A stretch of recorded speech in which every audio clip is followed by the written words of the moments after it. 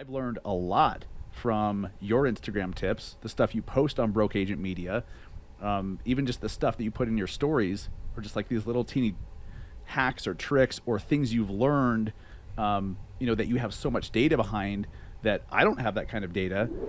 And I'm like, wait, that makes sense. Let's try that. And what do you know? Like, this shit works. So you're underestimated. Thank you. Yeah, no, he's underestimated in the sense that people look at the Broke Agent account and are like, there's all these, other meme accounts, but the reason why the Broke Agent is way more engaged, like Eric said before, that the following is engaged, the following trusts Eric, the Broke Agent, is because he really does study the craft of being ahead of the curve on Instagram or any of these social platforms. Like, we do a walkthrough and he's quoting the Instagram CEO because he's studying this stuff. He's looking at what the changes are so that he can react to them. He's testing different, whether it's the video hack he shared on a previous walkthrough, like instead of just putting up the tweet as a static image, putting it up as a video for 2 seconds. There's all these different A/B testing routines that Eric's going through.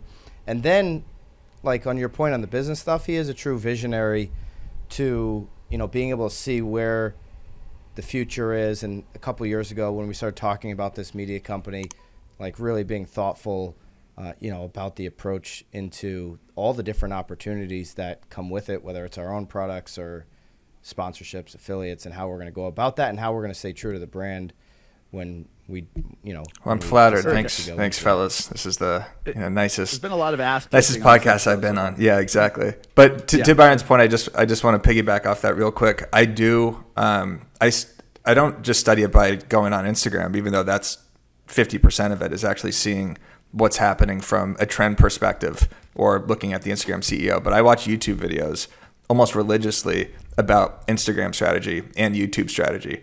And you could find this, just literally type in, 10 ways to grow on Instagram. There's a guy named Josh Ryan that I follow that comes out with a video once every couple days just about Instagram strategy and whatever is happening with the algorithm.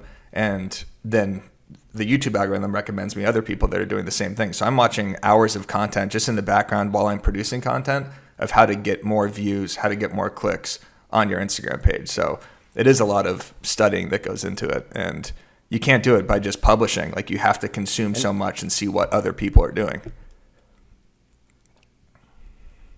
Eric and I are similar in the sense of, like, when we are both consuming content, whether it could be anybody out there. Eric and I would be like, hey, did you just see that podcast that the Nelk boys did? They were talking about this element of their business. Or it could be important, like, Eric's laughing, but we do this all the time. Like, hey, did you see this pod? Like, they're talking about positioning content or, how they're engaging with a sponsor or whatever. And so even while we're consuming, we're always thinking, like, how can we bring that back into BAM, help the business grow? And some people will just sit there and just consume just to consume, and that's fine. But when we are consuming, we're looking, what's the angle? How can we use this? The best content creators are the best content consumers, because you're taking inspiration from what others are doing and putting your own spin on it. And even if it's like the lighting, that you're like, oh, I like the lighting. I like the position of their microphone. I like how they're sitting. I like the camera angle. I like how the format of the video. And when most people think you're just scrolling through your phone, and we all mindlessly do that every once in a while, but I do it to learn. I do it to learn something new. I still get my fix of mindless scroll, but I pick up shit that I can add to my own stuff and make it better. And go ahead.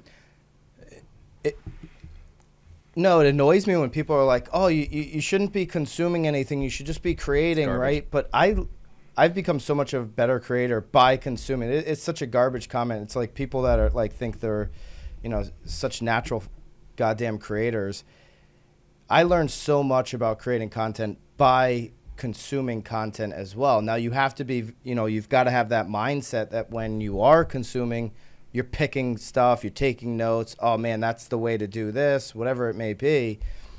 But this whole thing about like, don't go on there and consume, just create. It's just not true. I mean, one of the best shows out there is when he does it maybe once a month, when Gary Vee does that 4Ds. I don't know if you've ever seen that.